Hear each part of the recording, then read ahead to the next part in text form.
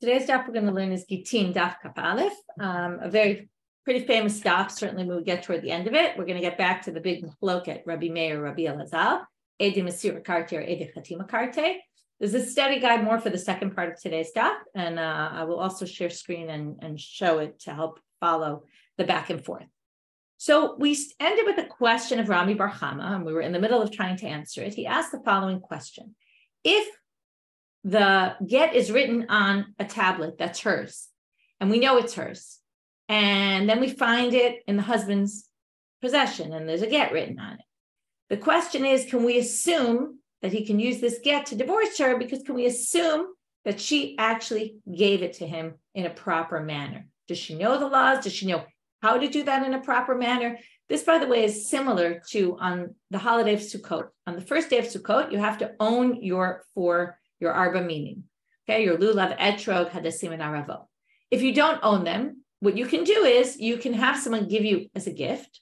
It's usually amanat lachzir, you're going to give it back to them, and they know you're going to give it back to them, which is exactly what's happening here. She has to give it to him so that he can give it back to her. So now the issue becomes that, does she know how to do this properly? Just like, do you know how to do it properly on Sukkot? Do you know that that's how you have to, right? It has to be actually fully given to you as a gift, because the Torah says it has to be yours.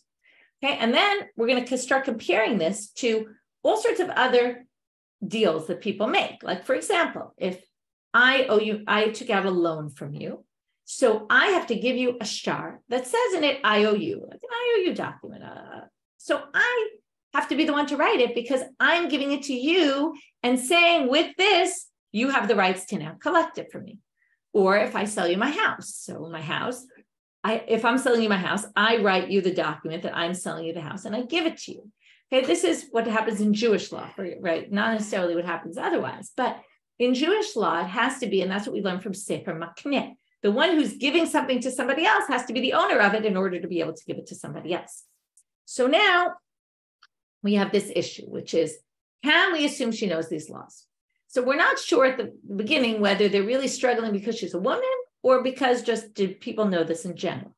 And in fact, the proof that Abaye tries to bring is from an elderly man or an older gentleman who would lend out money to all the people. And he wrote all the documents, even though they're the ones who are really supposed to write it and give it to him. And obviously what must have happened is he gave it to them and they give it back to him because this seemed to have worked. So we must assume that people do know how to do these things. And therefore, because it worked for him, it must work here.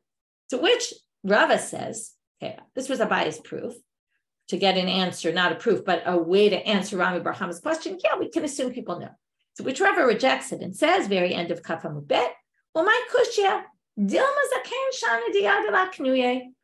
He was an older gentleman, and people who have lived very long know lots more things than people who are younger, and therefore the assumption is he probably knew. Okay, you could translate Zaken as sage. It's unclear. Zaken could be sometimes a wise person because they're knowledgeable in Torah. Could be someone who has life experience. So it's not clear from here, but maybe we could distinguish Zaken and other people. Rashi says Chacham, okay, is a Chacham, but not necessarily Zaken always means. Ela Amar Rava Mehacha. Rava says, why don't we learn it from a different place? Now, the first one was a story. This time it's going to be from a halacha. The next two proofs are going to be from a halacha. We're going to have the same thing. Rava's going to bring something, and then the Gemara is going to say maybe we should distinguish them. Or Rabashi is actually going to say, in other words, Abaye brought the first, Rava questioned him, now Rava's bringing his answer. Rava brings an answer, Ravashi questions Rava, and then Ravashi is going to bring his own answer. So Rava says from here,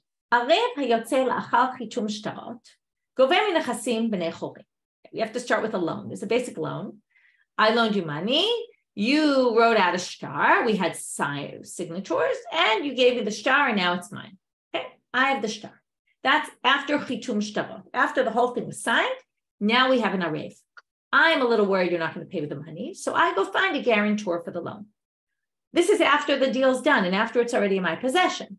So I get you to become a guarantor. You sign after. In other words, that's what it means. Arev hayotze la'achar chitum shtarot. You sign at the bottom after the signatures. I agree to, or not you, someone, right? The guarantor. I agree to guarantee this loan. Now, at this point, this is a side point. if I collect from the guarantor because you don't pay back the loan, I can only collect from free land of his and not lien property. Okay, I'm not going to get into all those things and why, because I did that in the Hebrew class. It went a little too long. So this is a point that's not critical for our purpose. That's what's good when I teach the class second. I know already where I'm going to get stuck. So now I'm going to run out of time. Anyway, so let's just assume the point is it works. It's effective. Okay, even though it's not fully effective because I can't collect it from lien property, but let's leave that point aside. Now, the point is here that if this works, okay, meaning I can now collect from the Arev, again, what's supposed to happen? The Arev has to have basically, I have to have given him the document and not just given it to him and said, here, sign and write, but I needed to, again, lahaknot, that he has ownership over the document so that he can then pass it on to me and say, now I'm really saying I owe you money. In order for it to work, that has to happen. And how can we assume that happens? Maybe he doesn't know. Maybe I think that I could just give it to him to sign without actually giving him rights, ownership rights to it. So that's his proof. That doesn't really help us. Here we get into the male-female difference. He's a man, okay, so fine, he's not a zaken, but he's a man, and men maybe know halacha better than women. So maybe the men know how to do these things, and that's why it works if he's guaranteeing the loan, but it wouldn't necessarily work for the woman who's giving the object he's going to write the get on to the man. So Ela Amar Abashi, but in the end, he's going to say we don't distinguish male, female, okay? So in other words, he was only using it as a way to say it's not a good enough proof. But in the end, he says we can assume women know the halacha. How do we know this? Because it says, Isha kotevet et gita, v'ha'ish kotevet shovaro she'en kiyum get ela b'chotamav. Really, the woman can write her own get. And in fact, we saw it. The woman's supposed to pay to write her own get. And the man can write his shoval, his receipt. He's responsible to write the receipt that he gave her the money for the ketubah. Even though really, right, when he pays the ketubah money, it's supposed to be the reverse. She's supposed to write him a receipt. I paid the money and give it to him, right? Again, going in that direction. She's supposed to give him the receipt, but he can write his own receipt. And the assumption is in these cases that, certainly with the woman, that she knows she has to give him the rights to the object. She can write the get, but she can't write, again, not necessarily her right, but hire the sofer to write. Then she gives it to him, and then he gives it back to her. In other words, since this is the way it's done, and it says so explicitly in the Talmudic source, this obviously seems to work, and we shouldn't be worried about it. So we've resolved that question of Rami Bar Chama. We can assume that women know how to do this properly. Okay. Now, you might say, why is it a woman issue? There's a man on the other side. He'll tell her, he'll know, make sure it's done right. But again, a lot of this is, I think what's the concern here is, and if you go back to that sukkah example, you can understand it. If you don't, it's like a good reason why to learn Daf Yomi. If you don't learn Daf Yomi, you're not in that, or learn Gemara in general, you're not in the head of how these things work. It's hard to really understand how that whole thing works. Like usually you would just say, okay, here's my lulav and etrog, take it, use it, give it back to me. But it's not enough to just say, here, take it, because here, take it just means use mine, right? There's that distinction between use mine or I'm giving it to you as a gift, that there has to be something going on there where I say, I'm giving this to you as a gift to really pass it on to you. And without understanding those nuances, it might be that people don't really know it. So he could tell her, you have to give it to me, but she might not understand what that means, give it to me, right? She might not understand what it means, pass on the ownership. In the end, the Gemara concludes she does know, okay? But the thinking of what they thought that maybe she wouldn't really understand, maybe in her head, she wouldn't have the right thoughts about really passing over ownership rights to it. Okay, that's section 1 for today. Answering Rami Bar Chama's question, like we said, the structure was very simple. 3 possible answers. 1 was from a story, 2 were from halachot, and each one was kind of by the person who didn't like the previous one. He gave a better answer.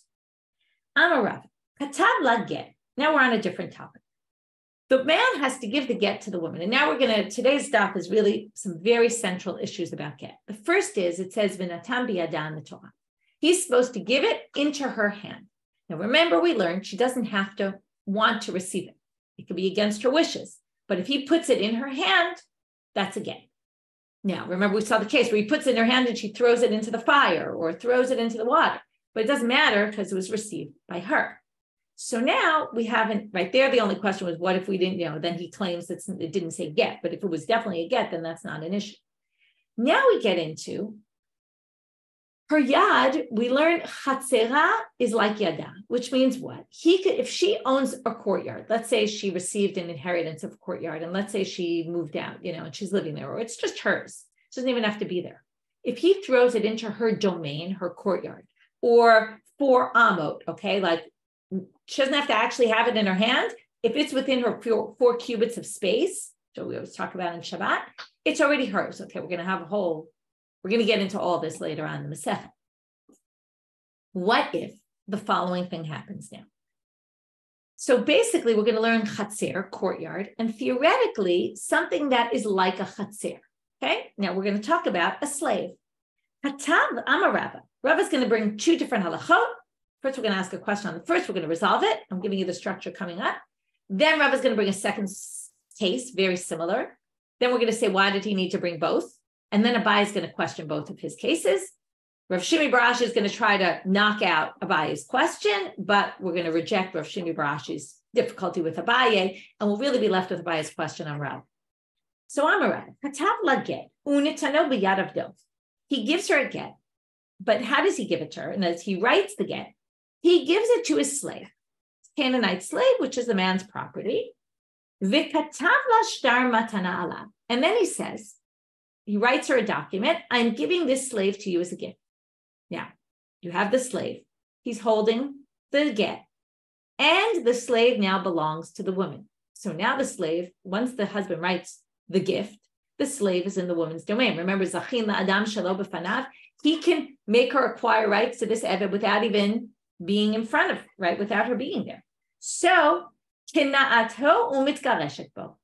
When she acquires that slave, okay, she's immediately divorced because her get is now in her, so to speak, yad, which is equal to chatz, right? There's her hand, which is not her hand. It's the din of chatzer is like her hand, and the eved is like a chatzer. So there you have it. Okay, we have yad, right? Or say it like this: eved is like a chatzer is like a yad. So it's in her hand, even though the eved could be nowhere near her. So now we have, I have to figure. You're asking a question that I was wondering, and I didn't have a chance to look it up in between. I forgot that I wanted to. So I want to see one thing. Right. That's the issue. Okay. Well, he wasn't clear on it. She gets the shtar, when she gets the document that the eved is hers and she's koneh the document, okay, she acquires the document, then immediately, so what does he do? He sends her the document that says, I'm giving you my eved as a gift.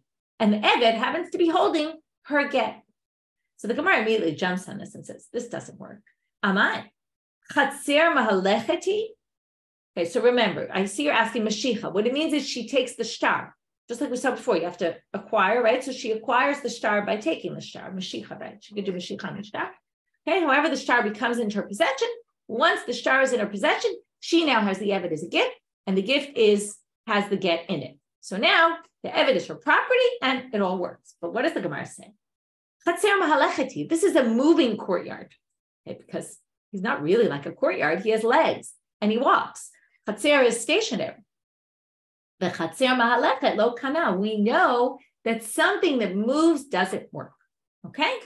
Chatzer mahalechet lo kana, and therefore it doesn't work. Okay, I'm just going back because I see your questions. Why isn't the gift zachin la'adam shelo b'fanav? So the truth is, he would, if theoretically what he could do is, he could be mezaka someone else. He could say to someone else, accept this gift on behalf of the woman.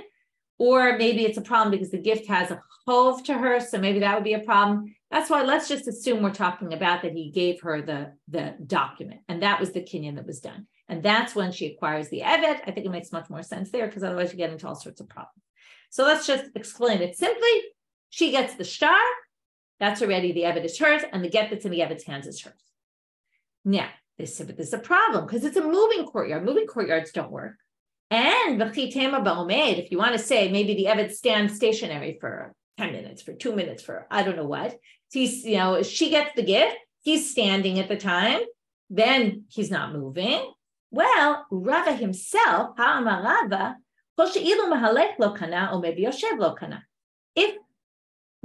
if you can move, and when you move, it's not going to work. then even if you're standing or sitting, that also doesn't work. Okay? So, no. To which the Gemara said, you're not going to like this, but this will only work if you bind the Eved and he can't move. Okay, this sounds like we saw some stuff in Sukkah like this, where it was tied down, right, and things like that. Anyway, you would say if he's tied and bound up and he can't move, then it works. If he just happens not to be moving, it wouldn't work. This would only work. So we've now kind of limited this case. Okay, that's a strange case as it is, but we've now limited to only if the Eved is bound. And then when she gets the shtar, matana, she gets the gift, then, and the Eved is bound at the time, then he's not moving, he's stationary. And since the get is in his hands, it's as if she's received the get. Va'amar, a similar case, but not as crazy. He writes a get, he puts it in his own courtyard. It obviously isn't hers yet. But same idea. Okay, he writes a shtar matana. Again, as soon as he gives her the shtar matana, she is immediately divorced. Again, the idea here is being immediately divorced, right? That obviously, right, when she gets the get, she'll be divorced, but the divorce is effective right then and there. So now the question is, before we get to the difficulty on these two cases, why you need both cases. If you said Eved, I would have thought specifically a slave will work, but not a courtyard. Why? There's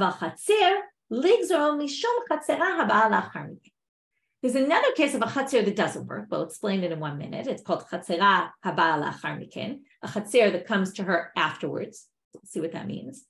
Because that case doesn't work, you might have said, let's say that this case isn't effective so that you don't think the other case is effective. Remember, if you make a mistake, you think this woman's not married when she actually is married, we want to avoid cases like that. So let's make a gzera on this case. So what's the case? The case we have is where the husband puts it in his own courtyard and then gives her the courtyard.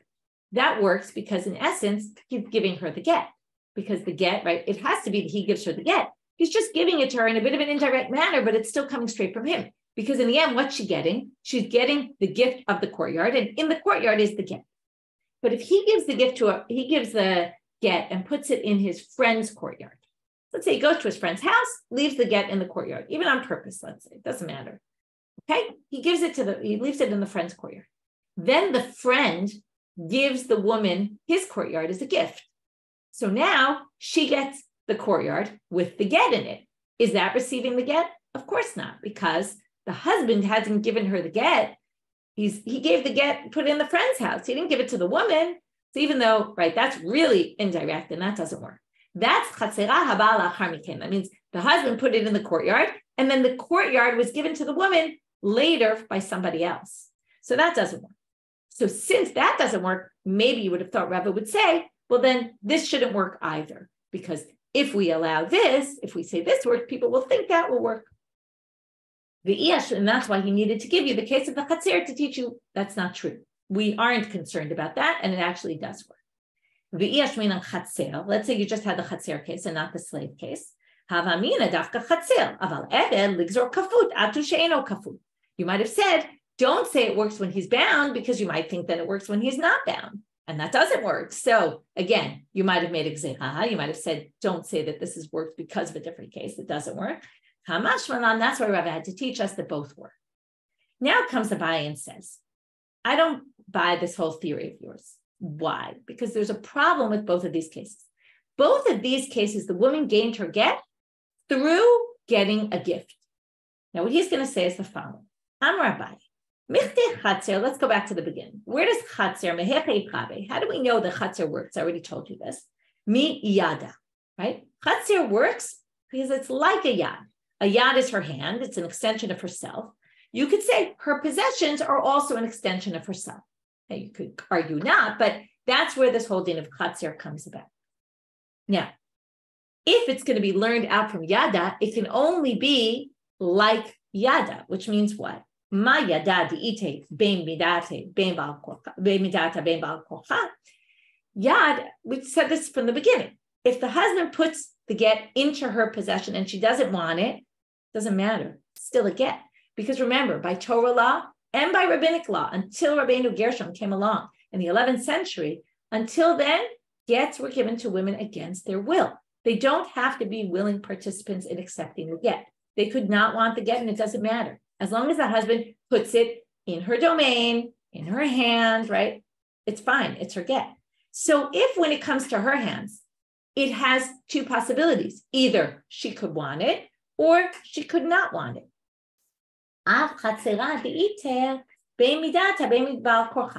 Therefore, any chatzer has to have both those possibilities. It has to be anything that is going to come up in this rule of chatzer is going to have to be just like yad. It can't be any different from where it comes from, which means any law of chatzer, which is going to be this eved or the actual courtyard, is going to have to be a case where she's going to be able to receive that get, whether she wants it or whether she doesn't want it. Or she is going to receive that get, whether she wants it, whether she doesn't want it. V'ham matana. Now, both these cases, she's getting a gift. Now, if she doesn't want the gift, she could say, I don't want the gift. So, midata ita bal korchaleta. There is no case of both these cases where she can say, right, where she gets the get against her will. Because when he goes to give her the shtar matana, she has to accept it. She could say, I don't want your chatzer. I don't want your slave. And if she says that, it's not hers. So therefore, this isn't, if we're going to learn this from din yad, this isn't a good din yad, because it's not like the yad, because there's no way, there is a way that she could reject it. Okay, whereas in regular get, she can't reject it. So Matkivar Shibi Barashi. Shimon Barashi comes along with something kind of smart and says, wait a minute, I'm going to come up with a case. You think every time a get is given, it's going to have to be both or possibilities, right? That it could be given to her against her will. But hashlichut lekabbalah demidata itabal korchalet. And when it comes to shlichim, and we're going to talk about this stuff has all issues that come up all throughout the Mishna. So the first is yad and chatzer, and the chatzera mishum yada. The next is this issue of shlichut. We're going to have shlichim all along in Masechet Gittin. We already started with it. The shaliach who brings the get. The shaliach we talked about bringing the get, he's called the shaliach holacha. Okay, he brings the get to the woman, which means he's a messenger of the husband. The get is not hers until she accepts it. Now, if she wants, she could send what's called a shaliach kabbalah. She sends her own shaliach to accept the get. As soon as the get gets to that shaliach, it's the woman's divorce because it's her shaliach. Now, the husband or some random person can't send the shaliach kabbalah. That can only be done with her wishes. So if somebody, the husband decides, I'm giving it to this person on behalf of my wife, I'm appointing you a shaliach kabbalah, we already learned that doesn't work. So what do you see here? Shaliach kabbalah can only be done with her wishes and not if she doesn't want it. There's no such thing. So there you have an example of something that could, a type of thing that can't work bal korcha, and yet it's effective.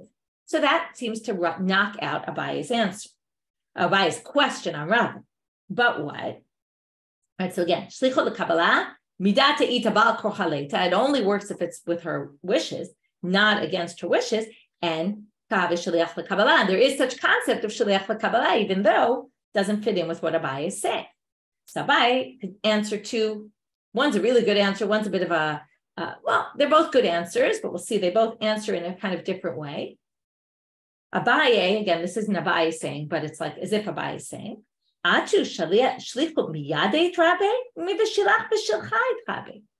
laws of shlichut aren't learned from yad. Abaye's whole point is if you're going to learn chatzer and eved mishum yad, well, it has to be just like yad.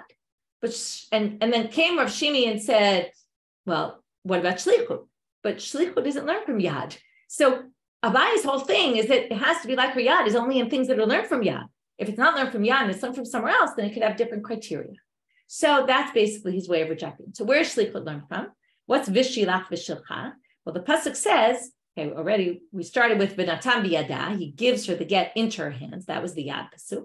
Right after that, the next word is vishilcha mi beito. He sends her out. That's vishilcha shilach ota. He sends her out from his house. So the laws of shlichut are learned from that word vishilcha, which is really made up of two words, vishilach, ota, right? Which really the way in the world of Rashan, we're going to see this later today also, sometimes when it could have just said vishilach mi beito. Obviously we know He's sending, who's he sending? He's sending her. There was no reason for the her part. So the fact that the word is worded in that way teaches you two things.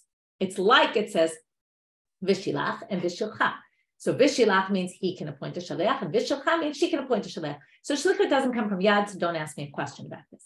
The second answer is a different type of answer, which is, well, Ibayit Ema, you could also say, Shlichut lekabbalah nami yeshkecha ba'al kocha. You wanted to say, Shlichut, there is no such thing as doing it against your will. Well, I'll show you. There's a rare case, but there is a case where Shlichut of Kabbalah could be done against the wishes of the woman. How so? We could appoint a Shliach Kabbalah even if she doesn't want to get the get. Sheken av mekabel get libito tana ba'al korcha. A man can betroth his daughter, okay, when she's a minor. And then we learned all about this in Yivamo, Ktubot many times. He can also accept her get on her behalf, which means that he can appoint a Shaliach Kabbalah that she doesn't want. So there you have a case where Shlichut LeKabbalah could be Baal Korcha. So as long as there's some possibility, right, then we're okay. That's another attempt to answer the question. Now we're going to move to the second part of the Mishna. Okay, so quick review of our daf so far. We have Rami Barham's question. We had three possible answers, right? The first two were kind of rejected by the next person, and then we had an answer. We have Rava who brought these two halachot about giving the get at the same time as you're giving the gift, right? Where she doesn't actually receive the get, but it goes into her possession. He thinks this works. Abaye thinks it doesn't work. Abaye says there's no option. There's no way that this could be against that, or this, let's put it this way, this could take place. She could reject it. That's what I wanted to say. She could reject it. Because she could reject it, it's not really like Hatzer. And then, right, we have Rashim Barashi who tries to say, what about Shlichut? That could happen against her. It could only happen if she agrees. So why does that work? And basically we answer, right, either. Those are two different things. One works Mishum Yad, one works Mishum Shlichut. Don't compare them. We're talking about Yad, or because maybe there is a case where it could happen Baal Korcha with the father. By the way, I just want to point out, because I thought this was interesting, Tosfot says here, Abba Kabel Get Libitok Tana. By the way, even Baal Korcho Shala Abba, she could, right? It's not just that the husband, the father, can accept the divorce without her wishes. Even the husband can give the divorce without the father's wishes. Okay, in other words, it goes in different ways, but that's not an important point, really. It was just interesting. Okay, now we're moving on to the next part of the Mishna. The next part of the Mishna, even though we kind of addressed it a little bit here and there about writing on a slave, and right, that you can write on the horn of a para and give her the para. You can write on an aleshel zayit and give her the leaf. Okay, you can write on an olive leaf, right, and give her the leaf. And then came Rabbi Yossi HaGelili and said, no get on live animate objects, no get on foods. Okay, so now, first thing we're going to do is a small sugya, then we're going to get something a little bigger, which is really what's the root of the machloka between Rabbi Yossi HaGelili and the rabbis. So the first thing is bishlama yad eved. I understand the hand of an eved. What do? You write on the hand of an eved, and then you give her the slave. So that makes sense, because what else would you do? Cut off the hand? Lo hafshadah miktzieh. Now we're moving to Amud Bet. You can't cut off a hand, right? That, first of all, it's pretty horrible to do that to a person. And besides that, even if for whatever reason you think that's okay, you're going to lose your slave at that point. The slave goes free. And the whole point is, right, it's kind of owned by you and that you're bringing it to her. So that it's not a possibility. Ela keren shel para, but if you put it on the horn of a cow, liktzieh v'leitvela, just cut it off and give it to her. Why not? Why would you do it in that way? So they say, Amar Kra. Now the pasuk says, and this is an important halacha, v'katav v'natana. We're going to see this in the next Mishna as well. It says you write the get, and then it says you give her the get. That means, since they appear one right after the other, misha eno mechusar elektiva unitina. It has to be something that as soon as you write it, you can give it to her. Yatzal zeh shemechusar tiva tzitza unitina. This is going to require an action to happen in between the writing and the giving. We don't want that to happen, because then there's not a kiyum on the pasuk of vikatav, and immediately you can give her. Even if you don't give it to her immediately, but you have to have the potential to give it to her immediately without needing some action in between. An action like ripping it out of the ground, cutting it off of the para, all those possibilities. So because of that, now, obviously, if you cut the keren of the para, if you cut the horn of the cow previously and you wrote on it, that would be perfectly fine. The point is here, if you wrote it while it was attached, forget about, I don't know how you write it while it's attached. It sounds a little complicated. But if you write it when it's attached and then need to cut it off before you give it to her, that's a problem. That's why you give her the entire para. Okay? So now we're going to get to this big machloket, Rabbi Yossi HaGelili and the rabbis. I'm going to share screen with the chart. I didn't have a chance to do this before class, but we're going to look actually in a minute or two at the content of the get. And after class, I will put the English on the study guide, and upload it after. I just didn't have a chance before, but then it'll be up the text of the get in English as well. Rabbi Yossi HaGelili says, so now we have Rabbi Yossi HaGelili says again, Ein kotvim lo al davar sheyesh b'ruach hayim, not on any animate object, but lo al ochalim, okay, not on foods. My tana to Rabbi Yossi HaGelili, where does he get this from? You can see from our chart here that we're going to have one of those ping pong, what does everybody do with these words, okay, in the pasuk. So Rabbi Yossi HaGelili is going to say the following, as it appears in a Braita, Tanya, Sefer en li ala sefer. It says, remember, he's supposed to give her a sefer kritu. Sefer sounds like a book. So that means it has to be like a book, which would really mean parchment. Minayin lerabot kol davar. How do you know it can really be on anything and doesn't have to be on parchment, right? We just saw it could be on all sorts of things. Talmud lomar vikatav la mikol makom. And he writes to her, which means he can write it in any way he can write it. It doesn't matter what he writes it on. Now, you might say to me, wait a minute. Vikatav la, didn't we use that to learn lishma? Remember la, lishma? How could you say vikatav la is used for this? Well, you might be surprised by this, but vikatav la appears twice. Where does it appear twice? Because if you remember in the verses, it has a whole thing about all the psukim, or what are they really talking about? The whole, right? Remember, if a man marries a woman and he divorces her, and then she marries someone else, and then he divorces her, and then she wants to marry the first husband, she can't. The real topic of all those psukim is what we call machzir gruchato, remarrying your divorced wife after someone else married her. So because she gets divorced from two different men in these psukim, and both cases it says vikatavla, so they darshan the second one here, or whichever one you darshan for which one, but the vikatav appears twice, so therefore it allows us to darshan it twice. So basically, from this, right, from the word sefer, it sounds like maybe just a sefer, comes vikatavla to say on anything. But then we have to say, if so, im ke matar melomar sefer. So then what are you learning from the word sefer? Now we're going to get to our halacha. Ma sefer davar she'en bo ruach hayim ve'eno ochel.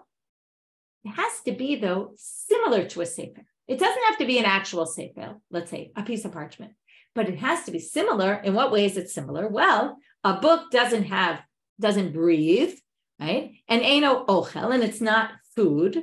So af kol davar she'en bo ruach hayim ve'eno ochel. Okay, even anything that doesn't have ruach hayim and isn't food. Okay, so there you have it. Right, it's funny. Someone was just telling me they were. I think it was my son. He was at a friend's, and the father makes edible spoons and edible things. So I was thinking you could make, I guess, paper edible, but we don't really do that. So nowadays, right, we're doing so many things, but in those days, for sure, they didn't do it. So in any case, basically, he learns from the word sefer. It has to be like a sefer. It can't be something that moves, breathes, right? Something that is food. So now we have to go back to the rabbis. The rabbis think this is fine. So what do they do with that pasuk? So first, we're going to deal with the b'sefer, and then we're going to say, what did they get from the katav? Because remember, katav, he said that teaches anything. So now what are the rabbis going to say? So the rabbis say the following: Iktu b'sefer. If it had said you have to write her in a book, kid kamarta, I would have agreed with you because it's talking about what you have to write it in. Aval hashdid dichtiv sefer. It just said book. It didn't say in a book. It just said write her a book. Okay, but again, sefer doesn't necessarily mean a book. Sefer could be from sipur, a story. L'sfirat dvarim b'data. The get has to be a story. It has to tell a story. What does it mean to get us to tell a story? This is why I wanted to bring you a get today, because the get tells a story. What does it say? Okay, I'm going to very just briefly paraphrase what it says here. But you see there's all these blanks if you're looking at the study guide. So, blank b'Shabbat, on this week, on this day, on this month, on this year, okay, Libriat HaOlam, for the creation of the world, where we count in this city, blank, right? And you fill in the blank. We're going to get to all the blanks after. That's going to be important for the second part of today's sugya. Al Nahar, this, Al Meimayano, this, Ani, the son of this, who's standing in this place. Okay, blah, blah, blah. Chafatzti b'ratzon nafshi, I want it with my own will. Nobody forced me into this. Va'azavti, you see, it's telling a story. Azavti patarti b'girashti, I'm leaving my wife, I'm excusing her, I'm divorcing her. Otachlach et ishti, her name, ha'omedet hayom, she's now in this city, in this blah, blah, blah. She was my wife before, and now patarti va'azavti b'girashti, and right now I am, right? First, I want to, and now I am. You see how it's really telling a story. That you can be risha'it v'sholeta b'nafshech, lalech linaseh l'chol gever. This is one of the most important parts of the get. You can now marry anybody, see anyone you want. Nobody can stop you from this day. And here are the big words. You are now permitted to everybody. And this will be for you, my Sefer Gerushin, Igeret Aziva, the get between Kedat Moshe Yisrael. Okay, that's a nusach of the get that I translated from, someone translated from the Aramaic. It wasn't me. Okay, now, the idea here is that it has to tell a story. So here you have it telling a story. That's what he learns from Sefer, not what Rabbi Yossi HaGelili said, which has to be like a book. And that's what you could write it on anything. The Rabbanan have a cut of my afdele. So what do they do with that? This is a very important line. You might have thought, what? You might have thought, the same way you go in is how you go out. How did you get into marriage? Kiddushin. How do you do Kiddushin? Remember, there's three ways. But the main way people do it is with money, and at least it's a possible way. So just like you do it with money, maybe you undo the kiddushin with money, gerushin, maybe money has to be passed. This comes to teach you no. Let's see what's famous about talking about this, that this, what does the kamash malan mean? It's not. What's not? Is it mean that the going out is very different from the going in? There's an essential difference? Or is it, yes, there's going in and yes, there's going out, and one isn't doing the other very clearly, but there's two different methods needed, and it's more technical reasons why you would use one method over the other. We actually discussed a little bit in the introduction about, is it in undoing it just has to be done in writing for some other reason, right? Because maybe we want to have better proof that she's, so in case he starts complaining, we're really married, right? There's a debate about why exactly. But anyway, this is a very important central issue here, that theoretically it should be kind of the way it goes in is the way it goes out, but it's not. And is that for an essential reason, that there's an essential difference, or is it more like for technical reasons? Okay, but in any case, the point is, the katav is to tell you it has to be written and you can't get out with paying money. It's not like she says, okay, here's your ring back that you gave me when we got betrothed and I'm done, right? She gives back the ring, and that's what does the separating. V'idach, okay, we're still going back. Okay, now it's already getting confusing, so I'm going to put the sheet back up so you follow where we are. Okay, so again, we had the reason, and he gets it from Sefer, right? That's why Rabbi Yossi HaGelili says it. Then Sefer, according to the rabbis, meant, right, it tells a story. V'katav says it has to be in writing. So now, idach, well, if katav, Rabbi Yossi HaGelili uses to teach, it can be really written on anything, even though the anything has to be similar to a book. Idach nafka levi sefer kritut. He learns it from the fact that it says a sefer kritut. That teaches sefer korta ve'ein davar acher korta. Because the sefer has a defining word, a sefer of kritut, that means what separates us? The book separates us. But the word sefer is still used to say what? But the kritut, being connected with sefer, teaches you that it has to be in writing. V'idach, what do the rabbis do with sefer kritut then? This is also very important halacha, makes a lot of psychological sense. Davar hakorek beino lebina. It has to be something that completely severs their relationship, right? You can't be divorced and thinking that the divorce might end at some point. Harei zegitech kidditanya, as it says in a Braita, harei zegitech almanat shelo tishti yain, almanat shelo tochi lebeit avich leolam. He says this will be your get, on the condition that you never drink wine for the rest of your life, on the condition that you never go to your father's house for the rest of your life. Now that means if 10 years later she goes to her father's house, the get is canceled. That's not a get. It has to be something that completely separates and not that can be undone 10 years later at some future point where there's no end in sight, as he says forever. So ein zekritut, that doesn't work. If he says ad shloshim yom, if he gives it a finite amount of time, then it can be a condition that works. So that means because in 30 days, the get will be a good get and it will completely separate. So harei zekritut. So now we have one last thing, which is where does Rabbi Yossi HaGelili learn that if he's busy learning that from somewhere else? Idach mi karet kritu. It could have just said sefer karet, the fact that it says Sefer Kritut teaches you two things, like we saw before, B'shalach v'shalcha. And obviously, we're going to end with, how do we end this never-ending ping pong? Idach, the rabbis, karet kritut lo darshan. They don't darshan karet kritut, and that way we can end this ping pong. Okay. New Mishna. In Kotvin, so that whole section, again, I'm not going to review at the end of the daf because it's going to be late, but we've been reviewing section by section. That whole section was just to tell us, Rabbi Yossi HaGelili, Rabbanan, what's the root of their debate. And from that, we got to all different things that they, how they darshan this one, where they got this, and how they each read the words in that pasuk, how they darshan. Now we get to, again, a very famous Mishna. Ein kotvim b'mechubar lakarka. You cannot write on something that's attached to the ground. But what if you did? Okay, this is a little strange. It just said don't do it. So why are you doing it? We'll get to that in the Gemara. If you did it, slasho, you ripped it out of the ground. Patmo v'natnu lakasher. There's really three stages. There's the writing, although even now in a minute we'll see the writing actually splits into two. But there's the writing, the signing, and the giving. So now what did we say? It says in the Torah, v'chatav v'natan. There can't be any separation between the writing and the giving. We already learned at the beginning of the Masechet that depending on whether you're Rabbi Elazar or Rabbi Meir, whether chatav means chatam, that's Rabbi Meir, because he thinks that the signing is important. So then that really means the signing has to be done without any separation between that and the giving, but not the writing. If you're Rabbi Elazar, who says the signing isn't so important, it's the Edei Masira, the ones who watch the giving of the get, then he views vikatav as the writing. And then the writing is what's important, and therefore there can't be any separation between the writing and the giving. And it sounds like this Mishnah will be a problem, although soon we'll explain the Mishnah also according to Rabbi Elazar. But right now it sounds like we're Rabbi Meir, because it says, if you wrote it b'mechubar, but you then ripped it out of the ground, then you signed it, as long as the signing was done without needing this action in between, the ripping it out of the ground, and natsnu la kasher. So if you signed it, gave it to her, that would work.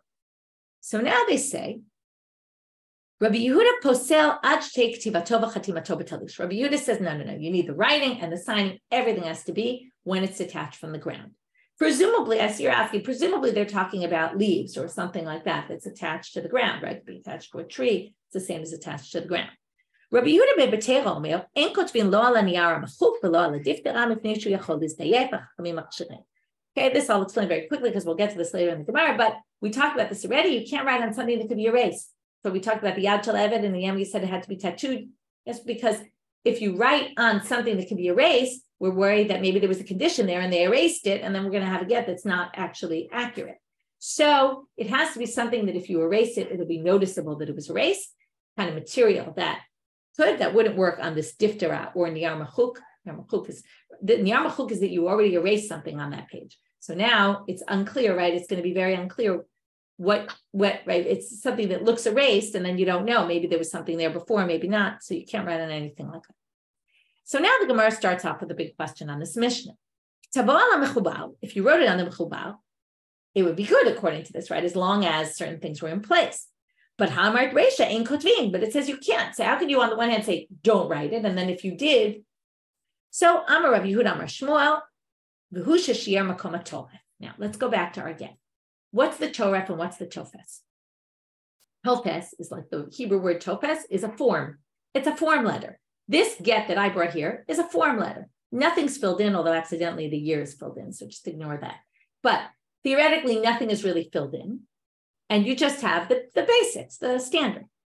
The tofes is, the toref with a taf. The tofes is with a tet, toref is with a taf, is all the important parts. That's the name, where they live, all those details, the date. That's the toref. So now they're going to say the following. When it says write, you wrote when it was attached, if you did, that's talking about writing the important, as long as you wrote the unimportant part, the form, as long as you filled in the important parts when it was detached, that's fine. V'chein amar Rabbi Elazar amar Rabbi Oshaya, he also said this, so Shmuel said it was quoted in Shmuel, quoted in Rabbi Oshaya, as long as you left out all those blanks and you filled them in when it was detached. V'chein amar Rabbi Barbarchan amar Rabbi Yochanan, also in the name of Rabbi Yochanan, all those three rabbis say that's the Mishna. And then you would have to say it's Rabbi Elazar. The Mishna matches Rabbi Elazar. Tamar Edi Masira Karte, Vachi Kamar. And right, if Edi Masira Karte again, the writing is important. So the writing has to be done. We're just going to split between the writing of the Tofetz and the writing of the Torah. The important writing has to be done detached. Now we say what? This is how you read the Mishnah. Because you have to have a case where ideally you shouldn't do this. If you did it, it worked. Why does it work? Because in Kutvim, Tofes, Shemiyach Tov Torah. We don't write the Tofes because maybe you'll accidentally also write the Torah. But Katvola Tofes Utzlasho. What if you did it anyway? In other words, it's just a Gzera. We just want to prevent you from writing the Torah when it's attached. So if you wrote the Tofes, even though you shouldn't have, but it's only a Gzera, so it's okay as long as Katvola Torah Funatnola Kashel.